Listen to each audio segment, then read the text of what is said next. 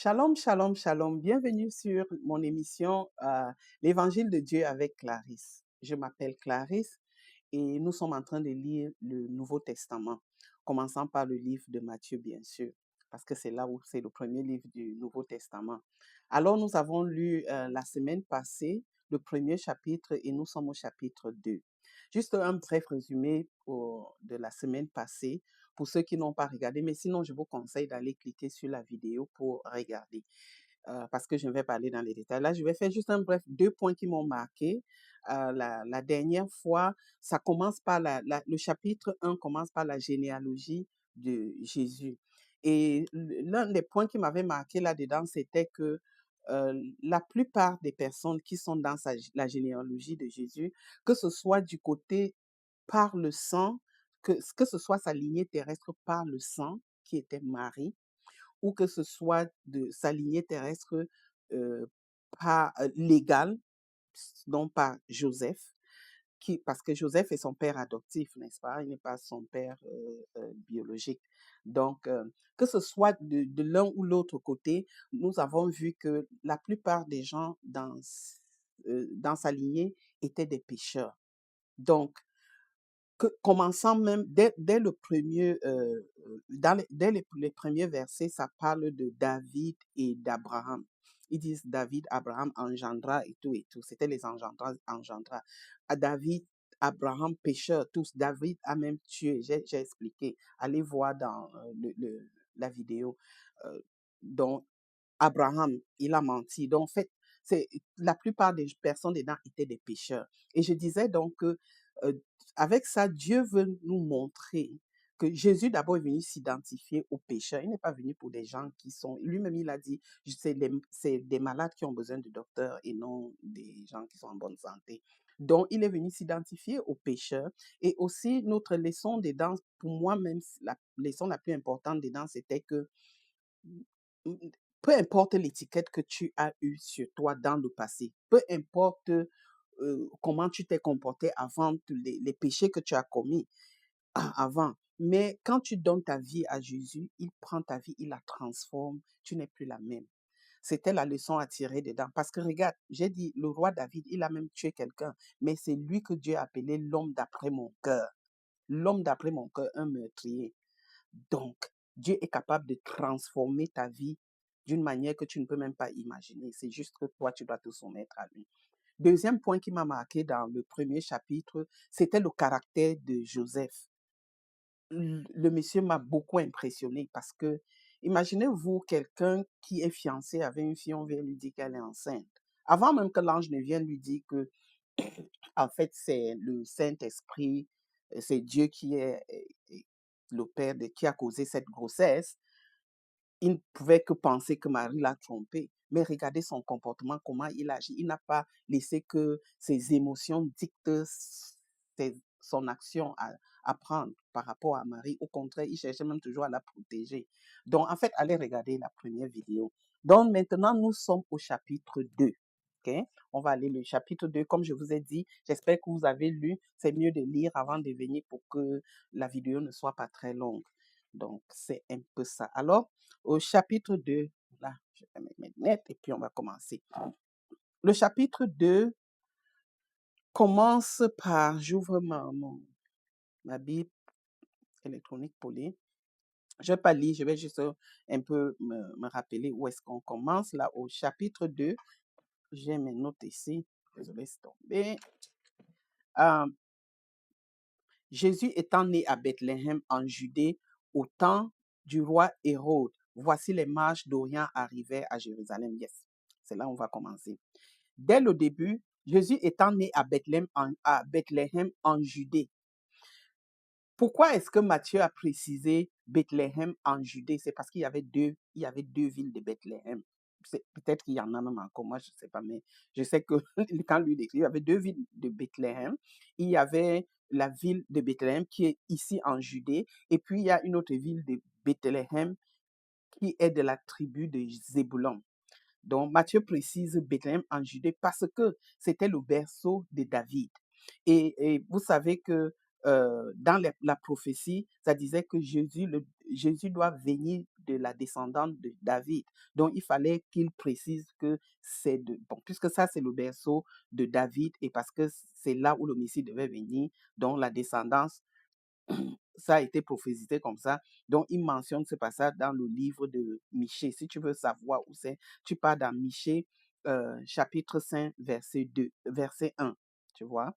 Donc, il parle de ça. C'était déjà pour montrer, parce que vous savez que ce que Matthieu essaye de faire, c'est toujours de prouver que Jésus est le Messie dont on a parlé. C'est Matthieu qui va, j'ai dit dans la première vidéo, dans le chapitre 1, c'est lui qui cite le plus l'Ancien Testament dans son livre, ici dans le Nouveau Testament. Donc, parce qu'il veut prouver, il collecte les informations toujours pour prouver que Jésus est le Messie dont on avait parlé. N'oublions pas que son audience, quand il écrit à cette époque-là, c'est la population juive. C'est eux qu'il visait. Parce que ce sont eux qui ont refusé même que non, est-ce que tu es vraiment l'enfant de Dieu, tu vois? Donc, c'est pourquoi dès le début, là, il mentionne à Bethléem en Judée et non Bethléem de Zébulon. Ok? Donc, ça, c'est un. Et puis, au temps du roi des rois, voici les mages d'Orient qui arrivent. Mhm. Un deuxième point aussi. Et puis aussi, avant même d'arriver là, le nom Bethléem, oh, mon nez me gratte, je suis désolée. Le nom Bethléem, Bethléem tire son nom de la production. Les graines et les blés étaient cultivés beaucoup sur les collines là-bas, ce qui permet, ah merde, ce qui permettait, je suis désolée, ce qui permettait, ce qui permet beaucoup la production de pain. Tu vois, c'est quand même, c'est la signification du mot Bethléem en hébreu, c'est la maison du pain. Parce que c'est là-bas qu'on faisait beaucoup le blé et les graines, tu vois, et alors on produit beaucoup de pain. Maintenant, hein, celui qui a dit, je suis le pain de vie, celui qui me mange n'aura jamais plus faim, mais celui qui est né, et c'est lui qui est né dans la maison du pain. C'est pas une coïncidence, n'est-ce pas? Il n'y a pas de coïncidence dans la Bible. Moi, je sais seulement que toute chose est placée là-bas pour une bonne raison. Donc, ça, c'est un exemple. Donc, ça aussi, c'est un truc que j'ai dit, waouh, Bethléem veut dire la maison du pain. Et Jésus a toujours dit, je suis le pain de la vie, celui qui me mange, waouh. Donc, il n'est pas né là-bas pour rien. Donc, tout ça a été bien choisi. Tu peux donc voir que, bon, j'ai déjà expliqué, Matthieu était, je regarde mes notes, je suis désolée, que Matthieu, si vous me voyez baisser la tête, c'est que je regarde mes notes aussi. Euh, j'ai déjà expliqué que Matthieu était en train de prendre les preuves pour prouver que Jésus était bien le Messie, bien entendu, et prophétisé dans l'Ancien Testament. Ok? Maintenant, les, euh, maintenant, les mages d'Orient arrivent à Jérusalem. Les mages, avant de venir, avant que les mages n'arrivent, ils ont ils ont vu l'étoile de Jésus depuis l'Orient avant de venir. Donc, ces mages-là, ce n'était pas, apparemment le mot mage, oh, c'est là où on tire notre mot magie, de mage. Parce que ce n'était pas juste les mages, ce n'était pas juste des gens qui étaient assis comme ça, bon, de nos jours, on va dire c'était des magiciens. Parce que c'était des gens qui étaient capables de lire le futur, l'avenir, lire des étoiles, ok? Donc, donc, ils n'étaient pas des simples personnes comme toi et moi. C'était des magiciens.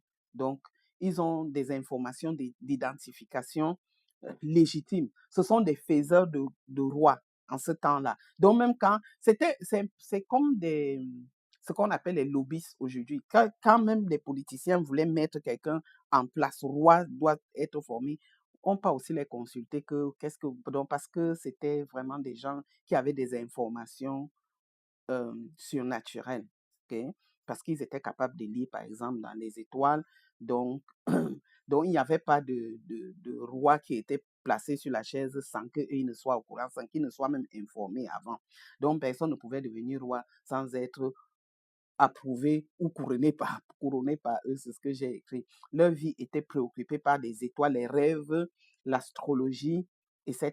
Donc, quand il se présente, imaginez-vous, quand il va se présenter maintenant devant le roi des Juifs, qui est devant Hérode, et pose la question à Hérode, euh, où est le roi des Juifs qui vient de naître?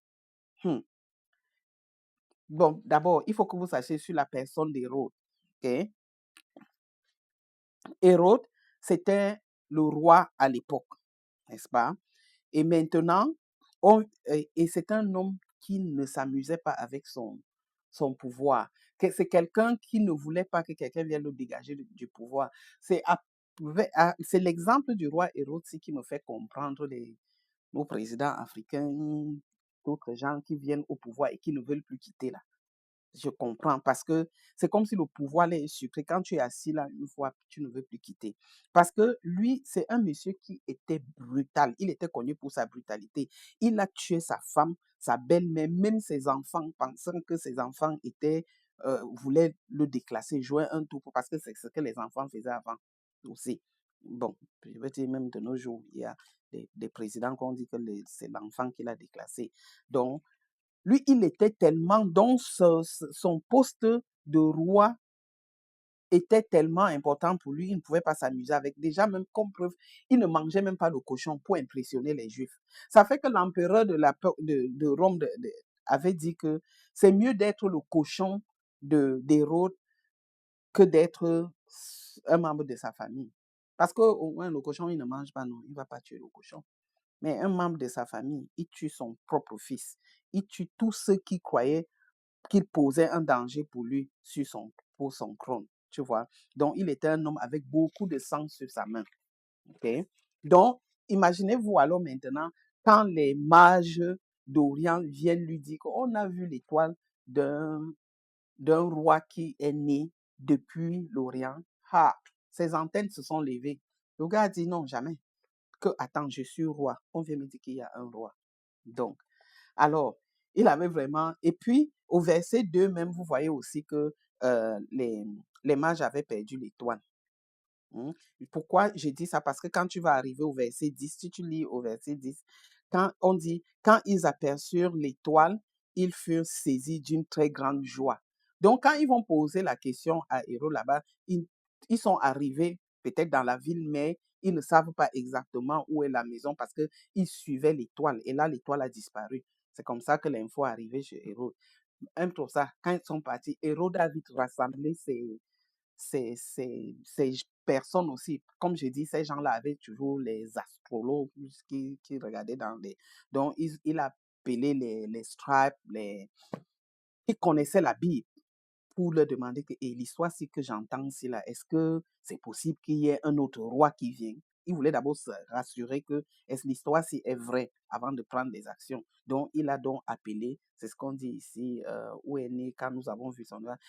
Verset 3, le roi errant après fut troublé et tout Jérusalem avec lui. Il assembla donc tous les principaux sacrificateurs et les scribes du peuple et il s'informa auprès d'eux d'où devait naître le Christ, tu vois.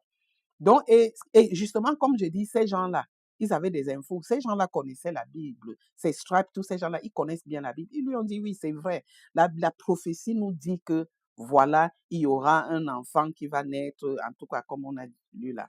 Donc ils voulaient d'abord s'assurer que l'histoire ci est vraie.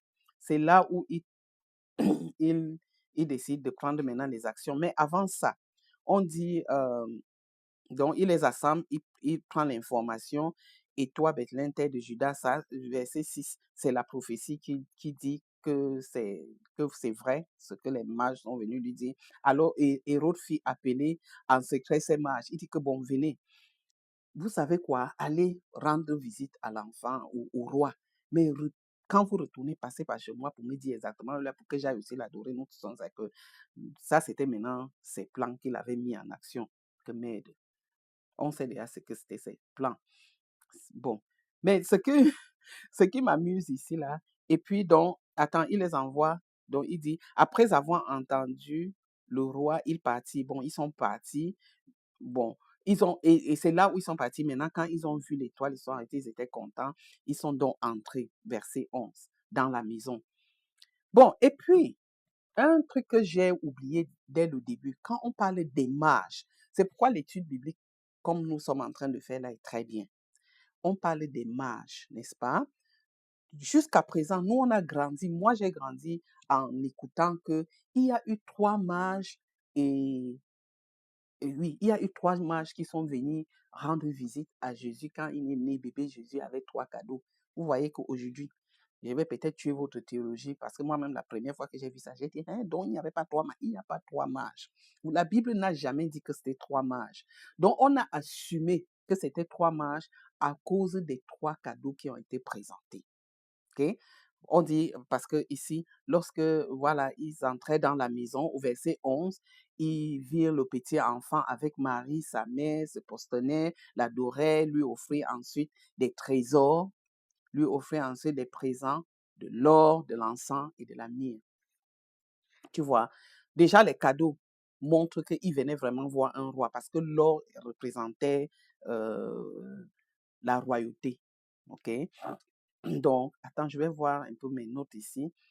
Oui, voilà, c'était déjà ça. Donc, il ne faut pas que je saute les étapes parce que moi-même, c'est là. Je suis tellement excitée quand il s'agit de la parole de Dieu. Je suis pas essayer de parler que je peux un peu mixer, mais je vais rester sur la ligne. Donc, ce qui m'a déjà d'abord impressionné ici, c'est que les mages viennent voir un roi, non? Mais ça, si tu pars rendre visite à un roi, qu'est-ce que tu penses d'abord? Tu penses aller où? Est-ce que tu penses aller dans un hôtel, dans une petite maison, roi? Et ça, tu t'imagines un palace, n'est-ce pas? Mais ils sont allés, regarde où ils ont trouvé Jésus. Moi, je me suis un peu imaginé qu'en quittant l'honneur, ils partent où il va voir où est l'hommage. Donc, quand ils pensent dans leur tête un palace, même si c'est un bébé avec la couronne là sur la tête, avec le bâton en main, on s'imagine comme ça. Mais qu'est-ce qu'ils sont allés trouver? Un petit bébé couché là dans son petit berceau euh, avec les zèbres, avec les chèvres même à côté. Bon, ça c'est mon imagination. Et puis, si c'était de nos jours, c'est que le bébé, là, même, la sucette dans la bouche, après, et puis il les regarde. Merde, ça c'est le roi, là. Mais parce qu'ils avaient des informations internes, comme on dit, ils ont su que ça, c'est le roi. OK?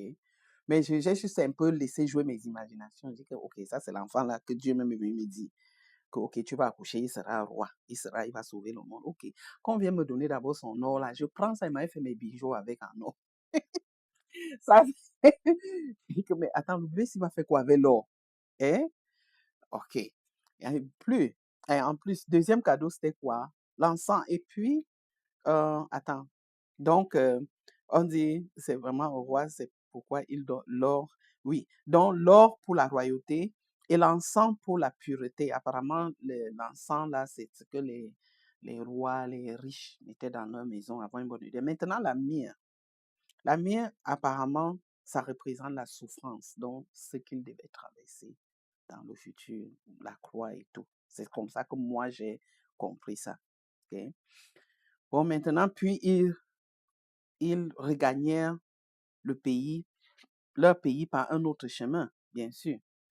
Attends, ça c'est... Mhm. Ça c'est divinement. Maintenant, divinement averti. Donc, ça c'était au verset 11. Ils sont allés voir et puis ils ont donné les cadeaux, comme j'ai dit. Et averti dans le songe, bien sûr, divinement averti en songe de ne pas retourner vers Hérode et regagner par un autre pays, par un autre chemin. Et ça montre que quand tu viens à Jésus, tu ne rentres plus comme tu étais venu. Tu vois, tu rentres vraiment par un autre chemin. Tu viens sale avec les étiquettes sur ton dos, mais tu sors propre, nouvelle créature. Tu vois? Donc, c'est comme ça que j'interprète ça. Lorsqu'ils furent partis, voici un ange du Seigneur apparu maintenant à Joseph en songe. Non, j'ai dit que je ne vais pas lire la Bible. Donc, maintenant, du verset 13 à 14, bon, si je lis en songe, il lui dit de partir avec l'enfant en Égypte et y rester jusqu'à ce que je te parle, car Hérode cherche à tuer l'enfant. Ça, c'est Dieu qui lui envoie son songe. Et immédiatement, Joseph obéit.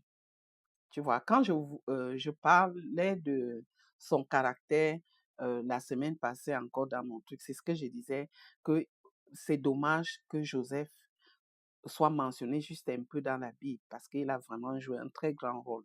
Protection de l'enfant. C'est vrai que c'est Dieu qui protège, mais il fallait quelqu'un ici sur la terre pour collaborer avec Dieu, pour faire comme nous. Ici, là, il y a des choses que Dieu ne, pas qu'il ne peut pas, ne veut pas faire sans passer par nous, les êtres humains.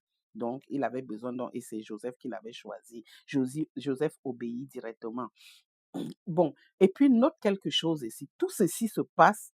Joseph et Marie sont en train de faire la volonté de Dieu, n'est-ce pas? Voici l'une des leçons que je tire là-dedans. Joseph et Marie sont en pleine volonté de Dieu. Mais regardez tous les obstacles qu'ils sont en train de traverser. Regardez tous les... Donc, comme pour dire que même quand tu es dans la volonté, c'est même quand tu es dans la volonté de Dieu là que tes problèmes commencent. C'est même quand tu commences à dire que je vais suivre Dieu, oh, que tous les démons du hell se lèvent contre toi. Donc, ne pense pas que parce que Dieu est avec toi, parce que Dieu t'a choisi de faire tel truc, que les choses vont aller comme sur les roulettes. Non, non, non, non, non. C'est là même que tes problèmes commencent. Je ne veux pas donner juste un court témoignage là. Quand même j'ai décidé de faire cette chaîne de YouTube, vous ne pouvez pas imaginer les attaques que j'ai eues. J'ai dit, je vais le faire. Il y a beaucoup de gens qui aimeraient écouter cette bonne nouvelle, la parole de Dieu. Ok? Alors le diable a fait son veto comme il pouvait, mais bon, je sais. Jésus a dit, l'homme doit toujours prier, il n'est pas se fatiguer, ne pas relâcher. Il faut tenir. On va combattre et Jésus a vaincu le monde, donc c'est ça. Donc, tu vois que Joseph et Marie en plein machin, et puis tous ces obstacles. Bébé Jésus qui va sauver le monde. Les obstacles qu'ils ont traversés avant d'arriver à 30 ans où son ministère commence jusqu'à 3 années plus tard, c'était beaucoup d'obstacles. Okay? Donc, ne pense jamais que parce que Dieu t'a donné ta parole, Dieu a dit ça, les choses vont aller comme sur les roulettes. Non. Au contraire, quand tu sais même que tu es dans la volonté de Dieu, il y a les attaques qui viennent. Donc, tu commences à te préparer. Joseph se leva, prit l'enfant et puis partit avec sa mère en Égypte. Verset 14. Il resta jusqu'à la mort d'Hérode et afin que s'accomplisse ce que le Seigneur avait annoncé par le prophète. J'ai appelé mon fils hors de l'Égypte. Encore l'Ancien Testament qu'il cite ici. Alors Hérode, voyant qu'il avait été joué par les mains, s'est mis dans une grande colère, bien sûr. Maintenant, alors, Hérode, regardez le Hérode que je vous disais là, il a tué sa propre femme et ses enfants, donc sa propre femme, ses enfants, sa belle-mère. Donc, tuer les petits-enfants de 2 ans là, ce n'était rien pour lui. Mais moi, maintenant, ma leçon, même pas ma leçon, dans mes réflexions, quand je regarde ça comme ça, je dis les pauvres soldats. Les soldats qui travaillent sous, sous des leaders politiques ou bien des gens comme ça, j'ai vraiment pitié de parce que tu veux bien faire ton travail, mais on t'envoie, va tuer un enfant. Même ici, là, de nos jours, les soldats qui vont en guerre, je veux dire en guerre, pas en machin là, qui vont en guerre, ils rentrent avec ce qu'on appelle post-traumatic syndrome, syndrome post-traumatique. Ok? Ils rentrent, ils ne peuvent plus dormir en paix parce que les gens qu'ils ont tués là-bas, ok? C'est vrai qu'ils sont là, au moins, on peut voir sur le travail, ils sont obligés de tuer parce que si tu ne tues pas, on te tue. Mais ceci que Hérode dit qu'aller tuer les enfants de 0 à 2 ans, expliquez-moi. Ces soldats-là, moi, ce n'est même plus Hérode qui m'intéresse, hein, c'est les pauvres soldats. Parce que tu vas te dire que oh, pourquoi ces soldats ont tué. Non, ils tuent parce qu'on leur donne l'ordre de tuer. Si tu ne tues pas, on te tue. Ok? Donc, ça, c'est quelque chose que j'ai un peu réfléchi sur ça. Mais ici, là, les pauvres soldats ont post-traumatic syndrome. Combien de fois c'est ce qui tue les nouveaux-nés enfants qui ne t'a rien fait? Tu dois le tuer. Ah! I don't know. C'était un peu, c'est quelque chose qui m'a un peu, j'ai dit, waouh, c'est intéressant de lire la Bible. Tu réfléchis sur des choses que tu n'as même pas pensé. Alors s'accomplit ce qui avait été annoncé, encore une autre prophétie, on a entendu les cris. Quand Hérode fut mort, voici un ange du Seigneur qui apparaît encore à Joseph et dit, OK, il est mort maintenant, rentre avec lui en Israël. Ceux qui veulent le tuer sont même. Joseph se leva, prit le petit enfant et sa mère et alla dans le pays d'Israël. Mais, ayant appris que Achélus, donc l'enfant aussi est sorti, il est comme le père, non? Il a dit, celui-ci là, mais encore peut-être plus grave que son père, donc il craignait de s'y rendre et divinement averti dans le songe, il est allé donc, il se retira dans le territoire de Galilée et vint demeurer dans une petite ville Nazareth, afin que s'accomplisse ce qui avait été annoncé par les prophètes, il sera appelé Nazaréen. Ok. Dieu a choisi Nazareth de toutes les villes qu'il y avait là-bas. Et il faut comprendre que Nazareth, là, c'était comme, tu sais que dans chaque pays, il y a un ghetto, là. Nazareth, là, c'était le ghetto, là-bas. C'est pourquoi tu vois, quand Nathanaël a été appelé, quand on lui a dit que Jésus, il vient de Nazareth, il a dit que quelque chose de bien pour sortir de Nazareth. What type of Nazareth? Tu vois, parce que Nazareth, c'est un peu, Donc, donc, Dieu vraiment, dans toutes ces choses, il nous montre toujours qu'il n'est pas venu. Dieu pouvait choisir que Jésus vienne naître dans un grand palace, le plus everything qu'on connaît. Mais il a humble himself, il s'est humilié, descendu au niveau de l'homme le plus bas, oui, avec ses frères. Donc, j'ai dit aussi, et puis ça montre aussi que ce qui est important pour l'homme, c'est pas ce qui est important à Dieu. Nous, l'homme, là, on regarde, on est impressionné par son image et tout. Mais Dieu regarde ce qui est réel dans le cœur. C'est un peu ça. Et je pense que c'était tout. C'était un bon petit chapitre. Et dans chaque chapitre, toujours, on a toujours des leçons à apprendre. Et comme j'avais dit dans le premier chapitre, j'avais dit que je ne vais jamais finir, je vais toujours terminer euh, un chapitre ou bien la leçon par, en invitant quelqu'un de donner sa vie à Dieu. Pourquoi? Parce que j'ai dit au début que dans le thème principal, dans les évangiles, le thème principal, c'est quoi? C'est le Messie. Ça concerne le Messie et la rédemption. OK? Sans la rédemption, on n'a pas de relation avec Dieu. Sans la rédemption, on n'a pas d'espérance. Sans la rédemption, on n'est rien. On n'a rien avec Dieu. OK? Donc, et je ne vais pas maintenant expliquer c'est quoi la rédemption. On va cliquer la première vidéo. J'ai tout expliqué clairement c'est quoi la rédemption. Mais comprends déjà que sans la rédemption, tu ne peux pas avoir de relation avec Dieu. Tu ne peux pas avoir la relation personnelle avec Jésus. Alors, dans Romains 9, Romains 10, 9, n'est-ce pas? Attends, je cherche. Je pense que Romains 10, verset 9 nous dit que...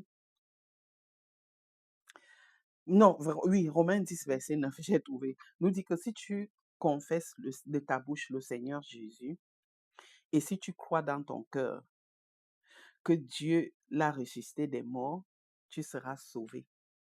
C'est ce que la parole de Dieu dit. Si tu confesses le Seigneur Jésus de ta bouche et tu crois dans ton cœur que Dieu l'a ressuscité des morts, tu seras sauvé. OK? Donc, est-ce que toi, tu as jamais invité le Seigneur Jésus de venir dans ton cœur? Est-ce que tu l'as jamais appelé pour être ton sauveur? Hmm? C'est quoi ça? Oh, mon micro était en bas.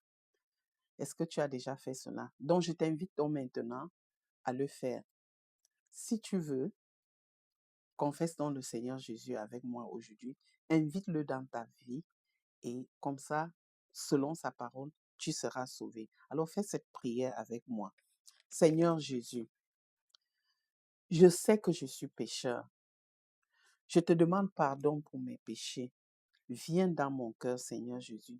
Sois mon Seigneur et mon Sauveur personnel.